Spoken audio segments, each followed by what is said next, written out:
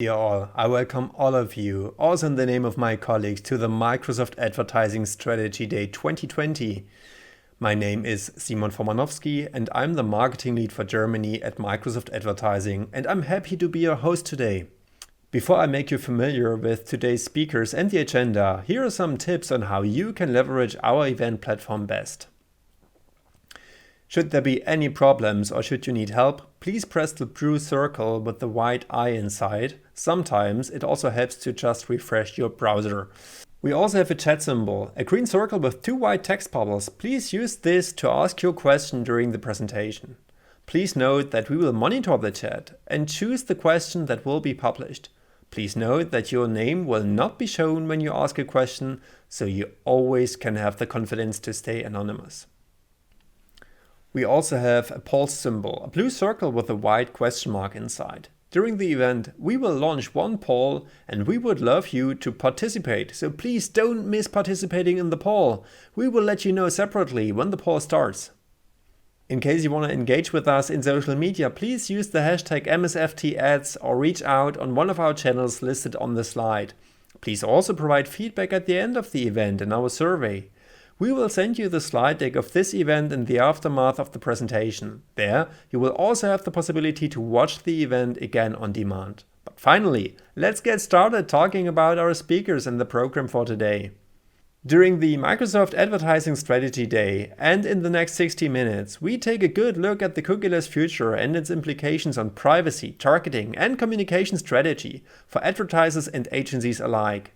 Our goal today is that after this session you have a clear picture of what is happening, which strategies and tactics are needed in order to deal with the anticipated future, and how you can be successful by leveraging the insights we share. Talking about a cookieless world also means talking about data privacy. At the same time, this move to a cookieless world presents an interesting opportunity for brands and advertisers. We have three amazing speakers today who will cover exactly that.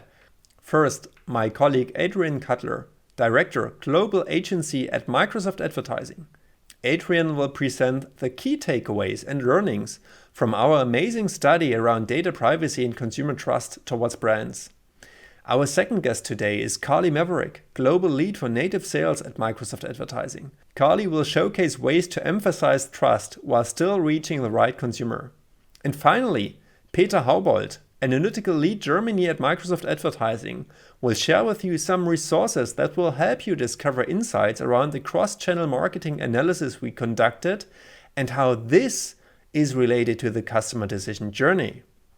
I will finally close the session and give you a sneak preview of our newest episode of The Download, where we talk about everything hot in advertising. But now, let me hand over to my colleague Adrian Cutler on data privacy and consumer trust towards brands. Adrian, it's great to have you here today. Take it away. Oh, fantastic. Thanks very much. So yeah, delighted to be here presenting the latest paper and the research that we've done. This was in collaboration with iProspect. And what we wanted to do is to really try to understand, how does the world value trust in a brand? How do they also value privacy? And what we often term as marketeers the value exchange. Now, obviously, when we asked the questions, we couldn't use the language like value exchange, so we had a very detailed question and survey for them to be able to go through. You can download the paper. It's available aka.ms/in brands we trust.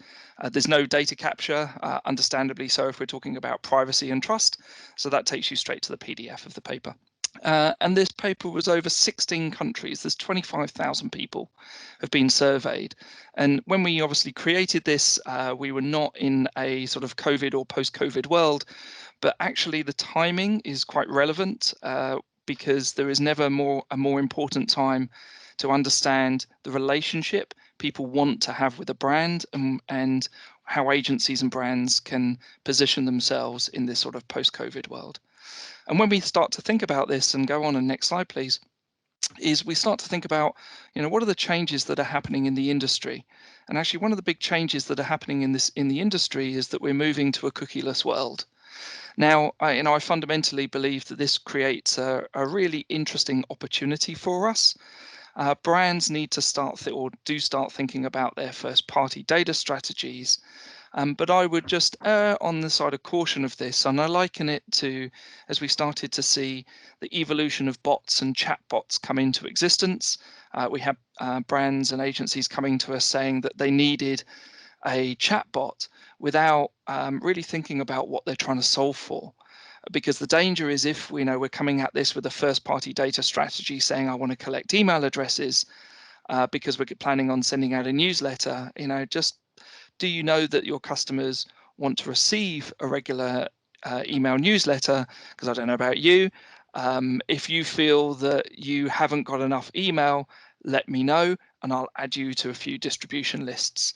So we need to really think about what is that first-party data strategy and where does this really come from? Because the cookieless world isn't really led by technology at all. It isn't even led through a marketing need. Fundamentally, it's actually about people. It is people that have been demanding a different way of working. Next slide, please. And in the past, people have been okay with cookies. We have used it as marketers to know them, to find them, and to follow them. And next slide, please. Fundamentally, they were okay with it. They tolerated it until their trust was compromised. So really, when we think about what does that mean from a people perspective, it's about eroding trust that's related to the privacy of the individual. And in the survey, we asked people, how do they value privacy, and what do they ask? We asked them, what do they think that privacy means to them, and does it mean to them that privacy is a right or a privilege? And this is going to be interactive. We want to get you engaged as well. We've got a survey we'd like you to complete right now. So can you please vote on what percentage of people believe that privacy is a right, not a privilege? The choices are 0 to 25, 25 to 50, 50 to 75, and 75 to 100%. Please vote now. Voting happens. Great. And yep, 87% of respondents say they believe that privacy is a right, not a privilege. And then interestingly enough as well, when we go a layer down on this, it's fundamentally because consumers start to begin to distrust advertising. And from the survey, we found that 91% of people have a concern with the amount of data that brands are collecting on them. As I said, 87% believe it is a right, and actually 72% of people said that they have stopped using a brand or a service if they felt that the demands on their private information is too much. And then if they are forced to give that information through some form of data capture, actually 88% would rather give false information. So this is really fascinating when we think about how we use some of the first data that is collected, that really this has stemmed that people are demanding privacy and respect. So we really need to think very carefully about the conversations we have with people and what the connection is that people have to a brand as part of the advertising process. So I'm going to give you an example of this as well. Is on the left-hand slide, you'll see the Cause Man. So this is Jean-Claude Van Damme. This is a TV ad that runs in the UK for a US beer, but it's pretty popular in the UK as well. Now, in the TV ad experience, we would never think about just swapping that beer out from like a Coors to a Heineken. We just wouldn't do it and rerun the ad because there is a human connection to the narrative and to that brand. So when we think about it from a digital perspective, what the research is telling us that we absolutely need to make sure that we continue the conversation, that we're not sort of forcing it. And actually, how do we really strengthen that connection between people and a brand? So as we think about what that really means for the consumers, we, again, from the survey, have got some data to share. And one of the things that we asked was, what would people be willing to share in exchange for? So this is coming to the point of the real value exchange. So fundamentally, as you can see from the data here, and this is just a short snippet of some of the results, there's more in the survey. But unless you're willing as a brand to give away discounted pricing across the globe, in North America, some of EMEA, they'd also accept some free products, not so much in Germany. So actually in Germany, they're even less willing to give over their personal identifiable information unless you're willing to give them some sort of discount or free delivery or a free product or service. Now, that is really fascinating that, when we think about how we as marketers have structured the way that people would connect to a brand, it is definitely a very different perspective to how a marketer perceives it and how the people around the planet actually want to be engaged with. And this goes even further of, how do we fundamentally give them a reason to engage? We've put a lot of focus around personalization. We've also created, bespoke website experiences for them, but fundamentally, they just don't care. 24% of people value personalization, so that sort of personal experience that we would want to create. And actually, 79% of them want the same website experience. So they want to be able to say to their family, to their friends, oh yeah, go to this website, click here and go there, as opposed to a unique experience that is bespoke to them. They're just not interested. But there is good news in this. And this is why I see that actually it presents a fantastic opportunity for us. Because people fundamentally want to be able to have something that is unique to them in the moment, rather than a personalized experience that it has longevity, as in same website experience. So when we're thinking about that, we think about that from a basis of intent. So as people have an intent on a day-to-day basis, well, what is the largest signal of intent on the planet? That is search. And fundamentally, search starts with an idea. What is it that I'm interested in the moment? Now, I am a 45-year-old man. That's how I identify. I live in the south of England. But who I am today is not who I am tomorrow or even in the moment. In the current climate, for example, I might be shopping for toilet roll and kitchen roll because it's in short supply in the local shops. But I also have a 3-year-old daughter that needs to be entertained. So in the next moment, I might be shopping for Play-Doh to keep her occupied while I'm working. And then because we're still very much locked down in the UK, I might be shopping for some nice wine for my wife and I to get through and cope with the lockdown of an evening. Now, I'm still a 45-year-old man that lives in the south of England, but my needs and interests change in the moment. So that's where, the intent, it needs to be very deliberate. But also, this creates a fantastic opportunity for brands and agencies to think about what they stand for, to continue that conversation. And just in the way that we wouldn't swap out a beer bottle in a TV ad, let's really think about how we can continue a conversation in digital. And fundamentally, this means how can we think about creating an emotional connection? And it has to match your culture. We've seen so many news articles of where brands have tried to force it. So it absolutely has to be authentic and what you stand for. A couple of examples there from Microsoft. We've had incredible success of telling real people stories around the Xbox Adaptive Controller. And then in partnership with iProspect, we were delighted to be able to announce at World Earth Day that we'd planted through our syndication network 2.5 million trees. So in partnership with Ecosia, that's a significant impact. And that's just one of the ways that we work with partners and brands on how we think about our own culture and what resonates with an agency or with a brand that we would want to engage with. So that's just, as I say, one example. And if we can close out, I'd like to leave you today with some clear actions that you can take. So really do think about how do you want to engage? Yes, we are moving to a cookieless world, and you might be starting to think about your own first-party data strategy, but it shouldn't be just about trying to collect email to have that personal connection through a newsletter experience. You really want to think about what is that first-party data strategy and what is it that people are going to respond to. We know from the value exchange that unless you're willing to give away something for free, they're just not interested. Something I was deeply surprised about was I actually find a deep value in giving my mobile phone number if I'm going to have somebody come and deliver a package to my house, or maybe my boiler needs some attention And I love the fact that I get a notification saying that somebody will be with you on this date, and then maybe the night before it's going to be in the morning or it's going to be in the afternoon, and then maybe even on the day I might get an update saying somebody's going to be with you in 30 minutes. Now, I take a great value in that on a personal level, but from the research that we did, people just generally don't. So even something like that seems so obvious, they're just not interested.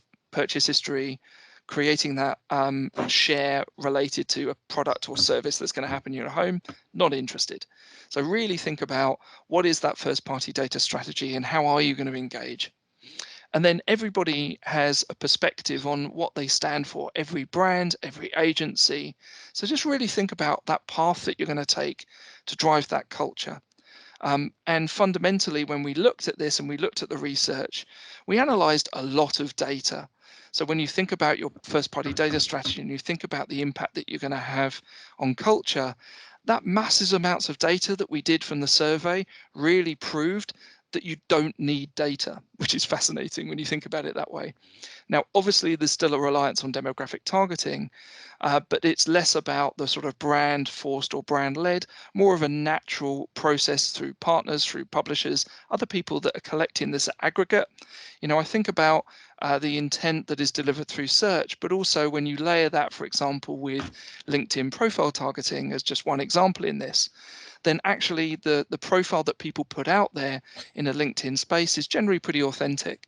Because if I'm an individual that I've put something that is false out, it would be very quickly found out. So when you're thinking about how you use the sort of demographic targeting that is built by publishers, it absolutely has to be layered with the understanding of intent. I'm going to bring it back to where we started. We did this research across those multiple markets, 16 to be precise, with 25,000 people. There's a lot more in the study, and I look forward to seeing how every agency and every brand starts to think about their position from a strategy in first-party data to culture and how they layer in that demographic with intent signal. Thanks very much for your time. Thank you, Adrian. As you said, people demand privacy and respect. And data privacy is and remains a hot topic among organizations in every industry. Our next speaker, Maverick, talks about the changing landscape for digital advertising and how Microsoft can help. In the current discussion about the cookieless future, advertisers seek ways to emphasize trust while still reaching the right consumer. Native advertising in a secure environment can help advertisers achieving this goal. In this presentation, Carly will show you how you can leverage this existing technology to boost your return on ad spend. Carly, on to you. Hello, everyone. Thank you so much for joining me. My name is Carly Maverick, and I'm the Global Lead for Native Sales at Microsoft Advertising. In this masterclass, I'll be discussing the changing digital advertising landscape and ways that Microsoft can help.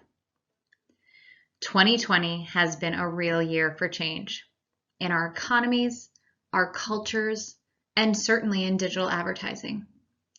One change that we've noticed the most is consumer perception of brands and how marketers must respond.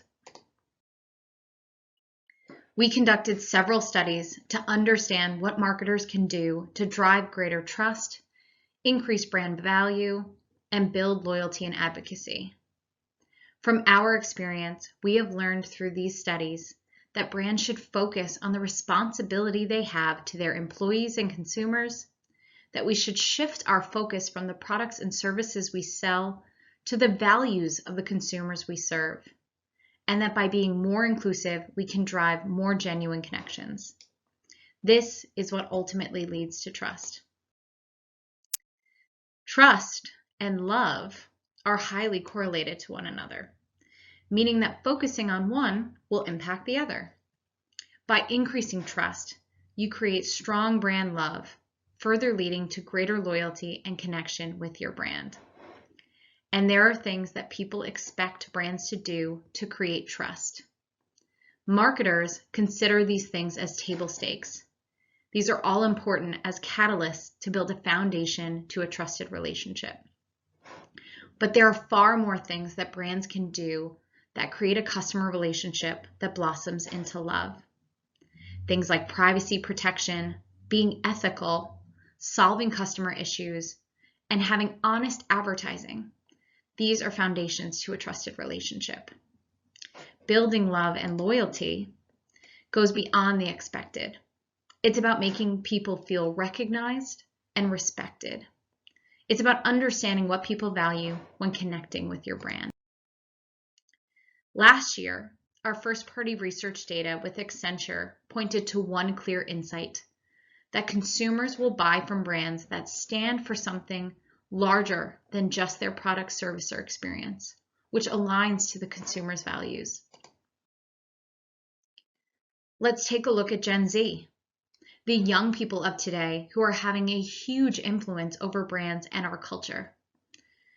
They believe that you need to take a stand and show what you stand for. It's more risky today to do nothing or play it safe.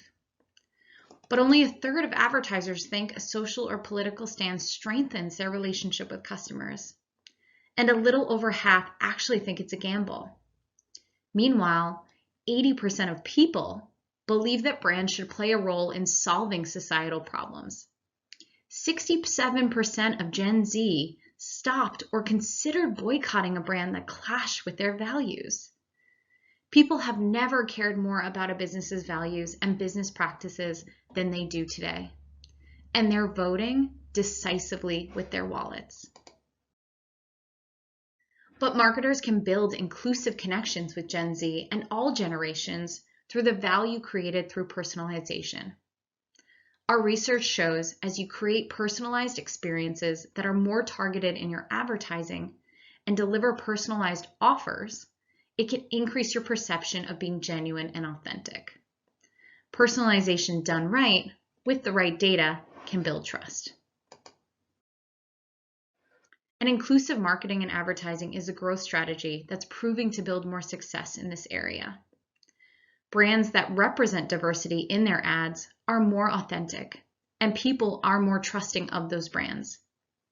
Inclusive ads drive significant increase in purchase intent, not just for the audiences they are representing, but for everyone seeing their ads. And playing it safe can actually be detrimental. Younger, more savvy consumers continue to push companies to act in line with their values. Now, you're probably wondering, how can brands deliver these personalized experiences while keeping up with the new privacy landscape that we all know about today? Well, let's talk about privacy for a minute. At Microsoft, we believe privacy is a human right, and that aligns with how most people view it. 87% of people believe data privacy is a right, not a privilege. Today, our industry is operating at a trust deficit. People distrust companies, social media, and online advertising. We think this is because early on, the industry was excited about the promise of digital to create those truly valuable personalized experiences and that one-to-one marketing. But we failed to ensure that people understood how their data was used and to communicate the value they were receiving in exchange. Let's take, for example, third-party cookies. When people go to a website, they generally expect that their information, what they do on that website, can be seen only by that website.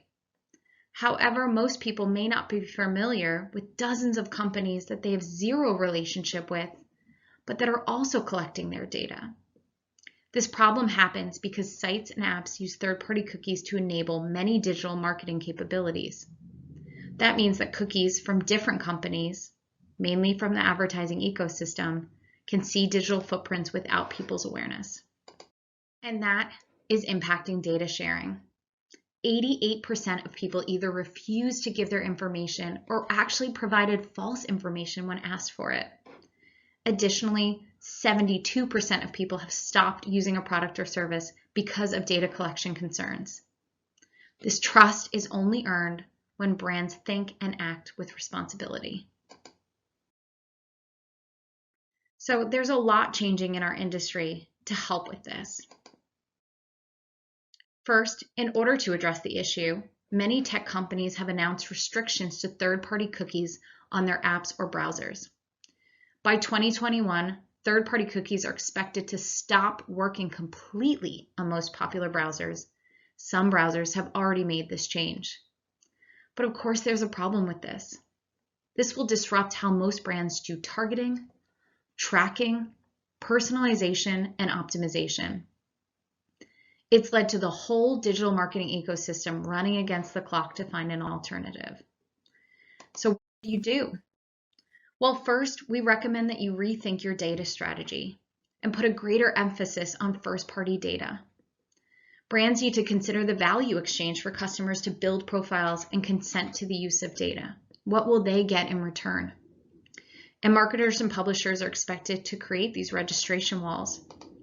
This will also divide the web into authenticated or rich experiences for those users that are willing to consent, and non-authenticated, more generic experiences for those that aren't. This will force publishers and brands to work more closely together to reach their consumers. Brands will need to build strategic partnerships with players who possess the audience segments based on first-party data and can help them effectively manage the consent. But one challenge will still remain. What will happen to attribution, tracking incrementality, and helping you with ROI models? There's much debate about the renewed importance of insights based on user panels, more focus on attention metrics like site heat maps, and other solutions based on first-party data that many of us were utilizing years ago. The deprecation of third-party cookie tracking in addition to regulation will only accelerate this discussion. Seems like there's a lot of uncertainty still. But Microsoft can help. Microsoft Advertising is part of Microsoft, a brand that has decades of experience helping partners and businesses succeed through innovative and trustworthy technology solutions. It represents our commitment to delivering the same level of expertise to advertising. We do this by upholding the core values of being responsible and partnering with our customers in bringing technology innovations to empower you to be successful. Historically, we've been known for our search network. But 2 years ago, we expanded our advertising portfolio to include native ads via our Microsoft Audience Network, which is powered by our artificial intelligence and Microsoft Audience technology. Through our Microsoft Advertising Graph, which is unique only to us, you get access to amazing data. So let's first take a step back and give you some background. Why native? Why is that the medium we chose? Well, native is growing a lot. The programmatic and native ads market is growing tremendously, and it's a great opportunity for you to be a part of. We certainly wanted to. By 2025, this market is set to be worth more than $400 billion globally. $6 billion was spent on native in the UK last year alone, representing 2/3 of all native spend. In the US, this number was $44 billion. And a lot of people think that this is all in social or video. But non-social and non-video native advertising is actually growing at an even faster rate, and it's expected to continue with 24% year-over-year growth. And also, native ads perform. According to an IPG Media Lab study, 71% of consumers say they personally identify with a brand after viewing its native ads. 71%. You just heard me talk a lot about personalization, which is needed to drive those connections with consumers. Native ads engage consumers while generating leads for your business because they blend in seamlessly with the experience users are already consuming. According to the same research, native ads registered an 18% higher lift in purchase intent than banner ads. So meet the Microsoft Audience Network, a product that I've held near and dear to my heart as I've been working on it since its inception almost 3 years ago. The Microsoft Audience Network is comprised of high-quality, non-social native placements curated through human and AI reviews and brand-safe environments on Microsoft owned and operated sites like MSN, Outlook.com, and Microsoft Edge. In the US, we also expanded to select premium partners like CBS Sports, everyday health, and Fox Business, which we hope to expand to globally in the future.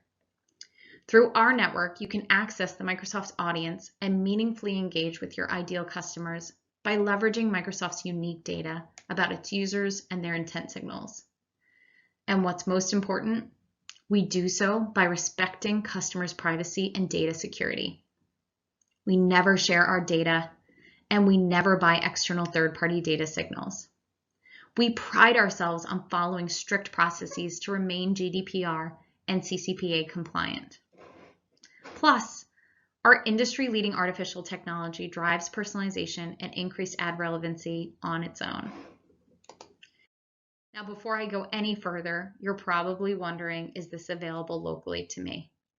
Well, you heard me talk about the US and the UK, which it is available in, as well as Canada. We've recently also expanded to Australia and New Zealand, and I'm happy to share with you that on September 8th, we did launch in France and Germany, and we'll be launching our beta for audience campaigns on October 6th. And our expanding marketplace is leading to reach at scale. In the UK, we're seeing about 22.7 monthly unique visitors.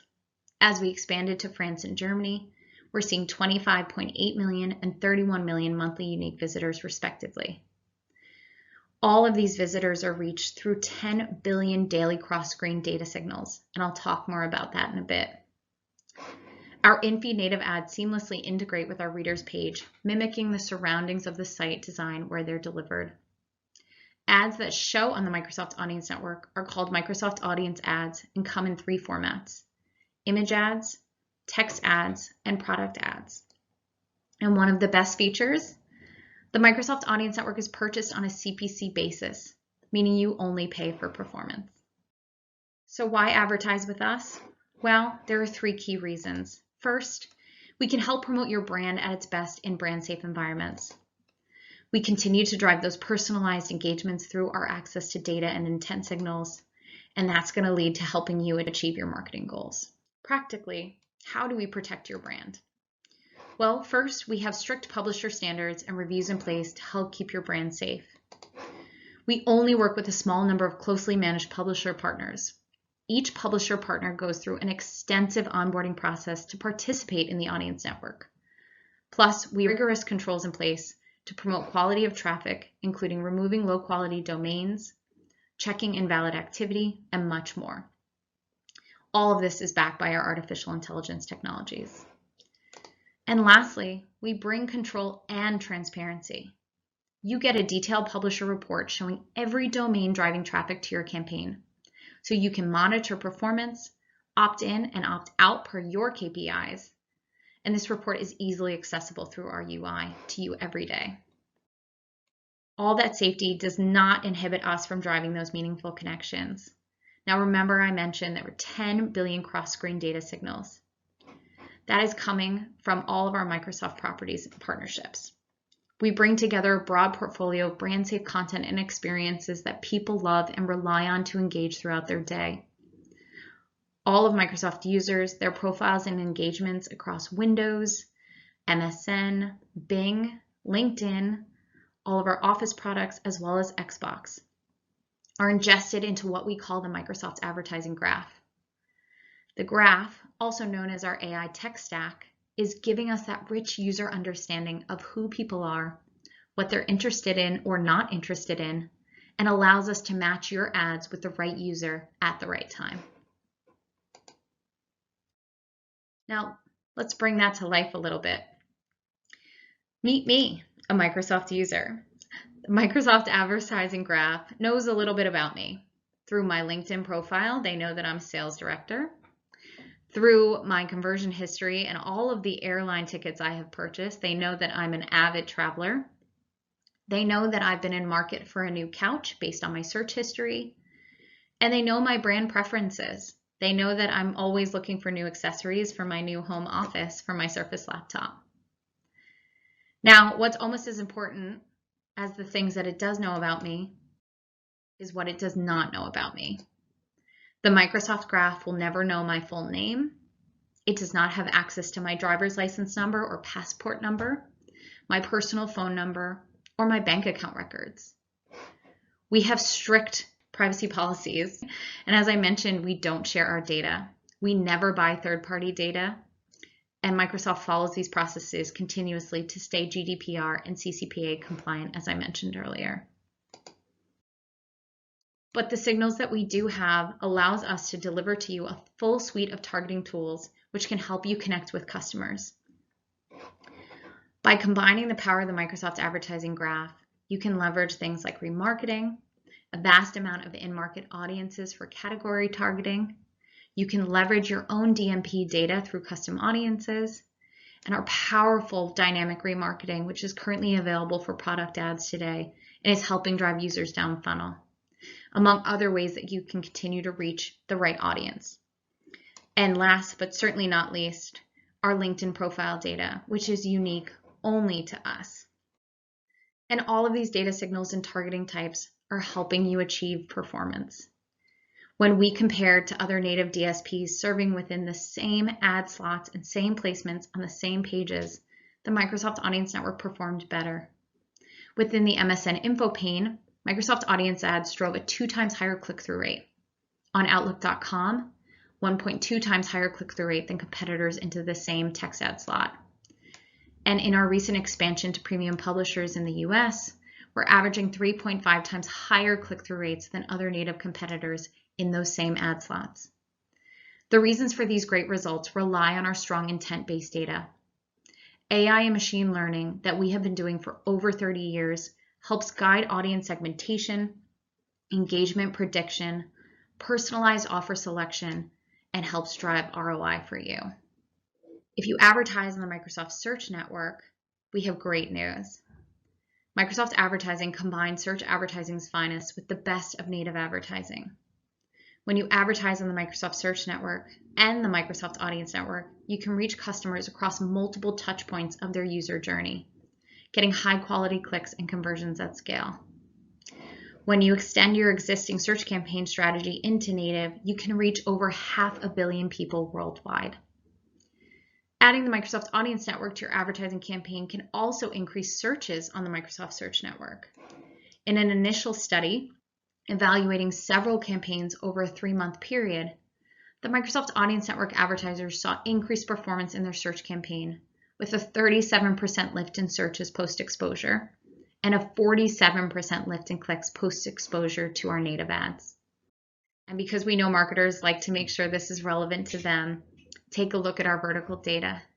If you look at retail, when combining Microsoft Audience ads and search ads, we're seeing an 80% increase in clicks post-exposure to our audience ads. They're incredible results across the top verticals. But don't just take my word for it. We have 100,000 plus clients that we work with today, including many brands you probably recognize. M&N Direct used audience ads to drive a 66% reduction in their CPA. Volvo was looking to support their core models, the XC90, but doing so in an efficient way without big brand budgets for TV commercials. By leveraging the Microsoft Audience Network, they drove 65,000 incremental site visits, and they did so efficiently. GoCompare wanted to test the Microsoft Audience Network to help drive innovation, and the results that they saw were 30% lower than their target CPA. And Cadam, a food and beverage supply company, leveraged audience ads to drive a 317% return on ad spend in 30 days using our dynamic remarketing through product audiences. If you're really excited by all these results and want to learn more, please reach out to your Microsoft advertising rep if you have one. They can certainly answer any of your questions and help get you more information on anything that I shared today. And remember, we just launched in France and Germany on September 8th, and our beta will begin on October 6th. If you don't have a rep, we have plenty of sites that you can access on your own and get started. For additional insights and research, like much of what I shared with you today, visit aka.ms/insights with Microsoft Advertising. And I'll share 2 additional links so you can get better familiar with our privacy and ad policies that I talked about, as well as more about the Microsoft Audience Network in general. This can help you get started, and we hope that we hear more from you. As I close, I cannot emphasize enough the importance of working with a partner you trust. on a platform that respects consumer privacy. When trust is foundational to how we operate as a company, you can be sure that your brand will always be represented at its best. Our goal in working with you is to help you build more trusted digital experiences. With any new strategies you implement going forward, and with whichever partners you choose to work with, make sure they uphold the same values as you and continue to put consumers first. That way, as the industry evolves, as we all evolve, we can all win in this. Thank you so much again for joining me today. I cannot tell you how wonderful it has been to share this research with you. Wishing everyone continued success, and please take care. Thank you. Carly, what I find especially impressive is that you underpinned that privacy really matters to everyone and what that means for new ways to track the decision journey of consumers. What really impressed me is how our audience ads click-through rates outperform other native platforms delivering ads on the same properties. Now it's finally time to dive into some numbers. And who could be better suited for doing this than my dear colleague Peter Haubold, who is the analytical lead for Microsoft Advertising in Germany. What I especially like about Peter's presentation is the way he brings everything together. Look at all the channels and how they relate to each other regarding the customer journey. Peter, on to you. Herzlich willkommen auch von meiner Seite. Ich freue mich, Ihnen heute eine Cross-Channel-Analyse vorstellen zu dürfen, die sich mit der komplexen Consumer Decision Journey beschäftigt. Darin spielt natürlich auch das neue Microsoft Audience Network eine wichtige Rolle, auch wenn dieses erst im September in Deutschland eingeführt wurde. Die Consumer Decision Journey ist lang, komplex und verschlungen. Dieses Beispiel steht stellvertretend für typische Elemente. Entfällt aber eines der Elemente, dann droht der Prozess bis zur Kaufentscheidung unterbrochen zu werden. Heute will ich euch deshalb zeigen, wie wir unsere Daten nutzen können, um das Zusammenspiel der verschiedenen Kanäle zu erklären. Vorher habe ich aber noch ein paar Zahlen aus neutralen Quellen zu unserem Marktplatz und dem Verhalten unserer Nutzer. Wie groß ist unser Marktanteil?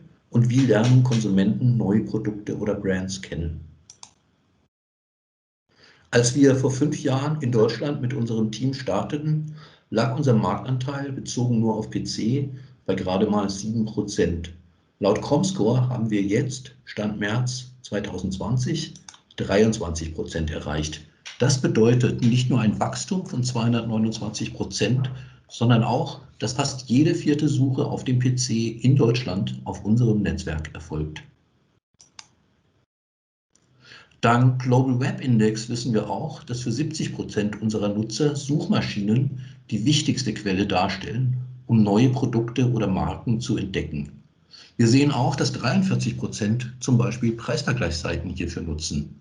Soziale Netzwerke spielen mit 26% noch eine kleinere Rolle. Bei dieser Umfrage von Global Web Index waren übrigens Mehrfachnennungen möglich, deswegen sind die Zahlen weit höher als 100%, wenn man sie addiert.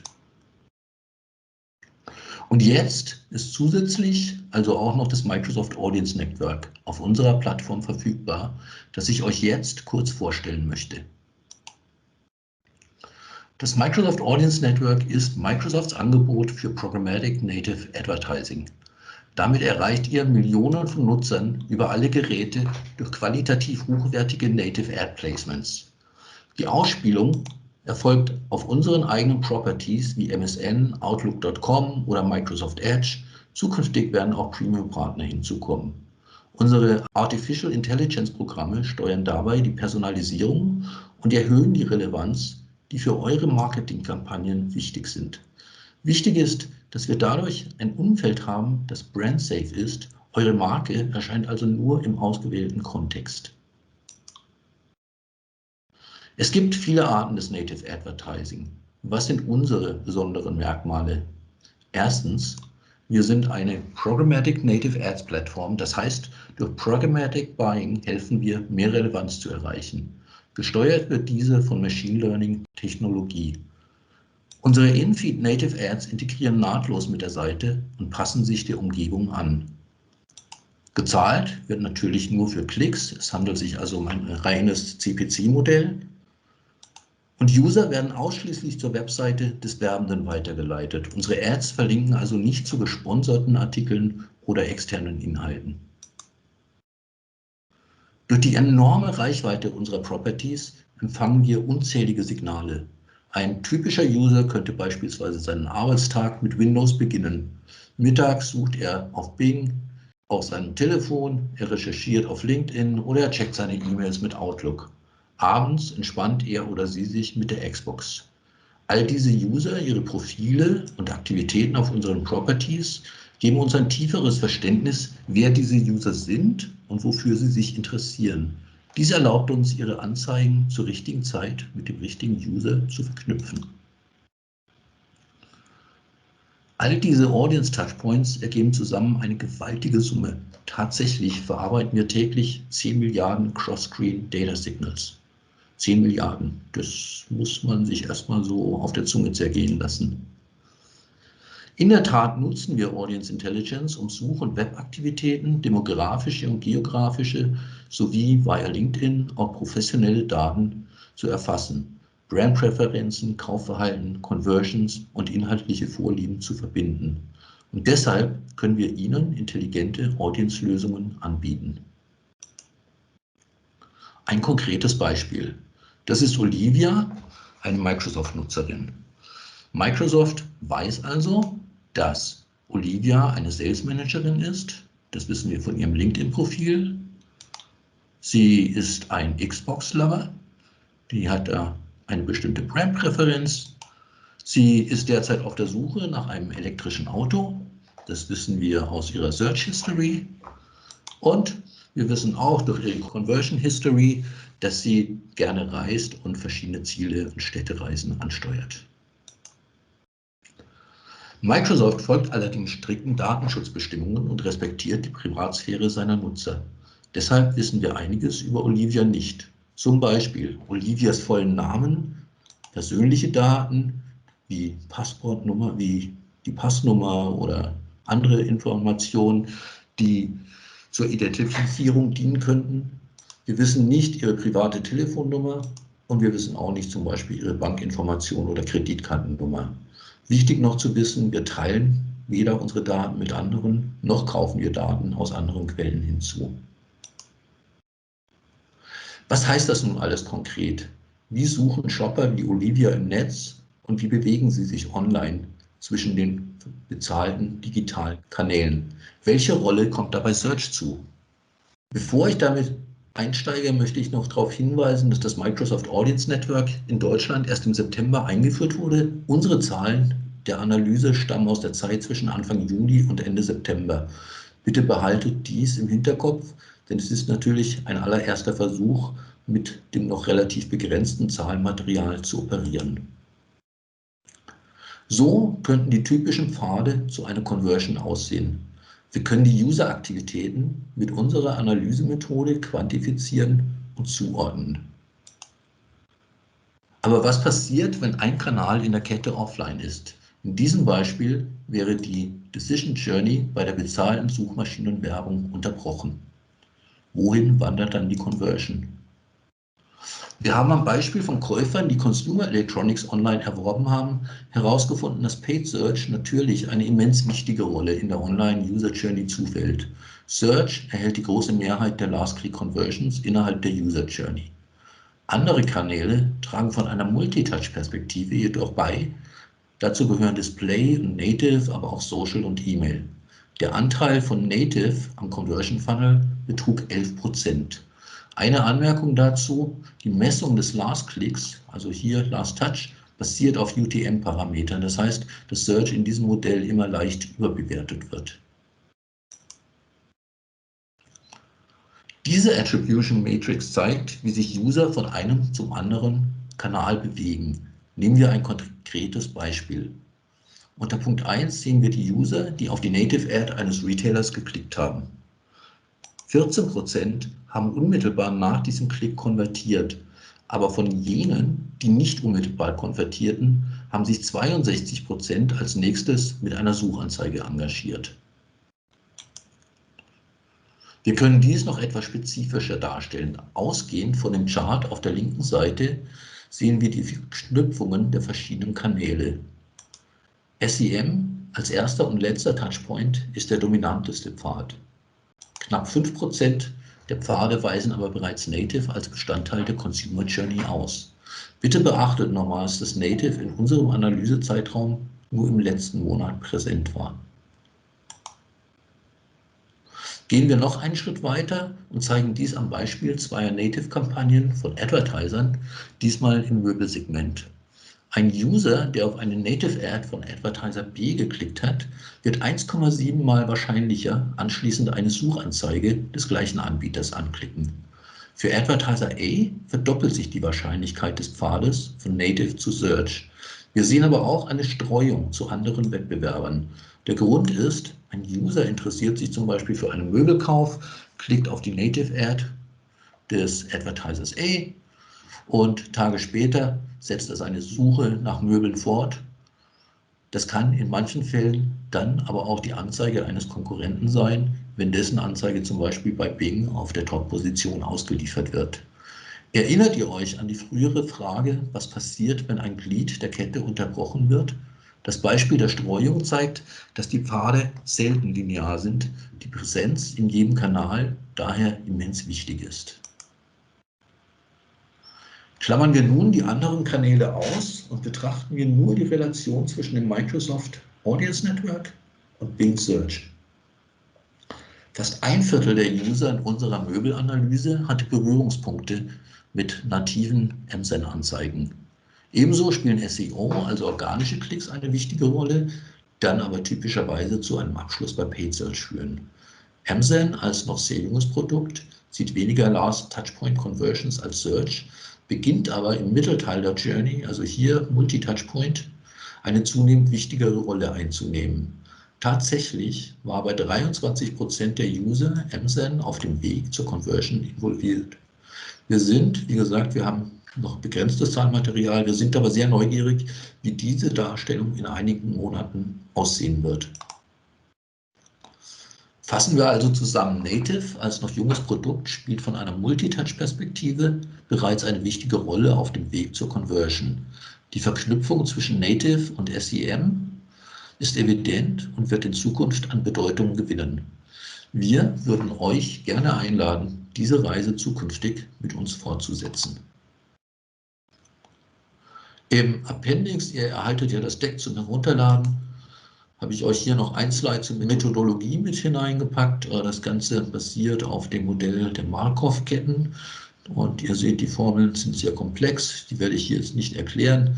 Wen es interessiert, der kann sowas gerne nachlesen. Gibt es im Web unzählige Seiten dazu, die das erklären. Und da wir von den verschiedenen Kanälen gesprochen haben, ist hier nochmal eine kurze Übersicht, welche Kanäle tatsächlich in diese einzelnen Auswertungen eingeflossen sind. Ja, damit möchte ich mich bei euch bedanken für eure Aufmerksamkeit. Ich hoffe, das hat euch ein bisschen Einblick gegeben und wir werden in Zukunft sicher die Arbeit mit dieser Art der Analyse noch vertiefen und hoffen, dass wir euch dann zum Zusammenspiel von MSAN und Search in der Zukunft auch weiterhin interessante Insights vorstellen können. Dankeschön. Thank you, Peter. That was fantastic.